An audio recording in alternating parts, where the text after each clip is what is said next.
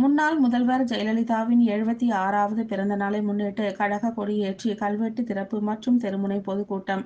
முன்னாள் அமைச்சர் சோமசுந்தரம் பங்கேற்பு. காஞ்சிபுரம் மாநகராட்சி 50வது வார்டு பகுதியில் அதிமுக வட்ட செயலாளர் பிரவீன்குமார் முன்னிலையில் காஞ்சிபுரம் மாவட்ட செயலாளர் முன்னாள் அமைச்சருமான சோமசுந்தரம் தலைமையில் முன்னாள் தமிழக முதல்வர் ஜெயலலிதாவின் 76வது பிறந்த நாளை முன்னிட்டு கழக கொடியேற்றி கல்வெட்டு திறப்பு விழா மற்றும் 4½ ஆண்டு கால அதிமுக ஆட்சியின் சாதனைகள் குறித்த தெருமுனை பொதுக்கூட்டம் நடைபெற்றன. இக்கூட்டத்தில் முன்னாள் அமைச்சர் சோமசுந்தரம் சிறப்புரையாற்றினார். இதனைத் தொடர்ந்து பல்வேறு நலத்திட்ட உதவிகள் வழங்கியும், மாணவர்களுக்கு விளையாட்டு உபகரணங்கள் மற்றும் பொதுமக்களுக்கு அன்னதானங்கள் வழங்கினர்.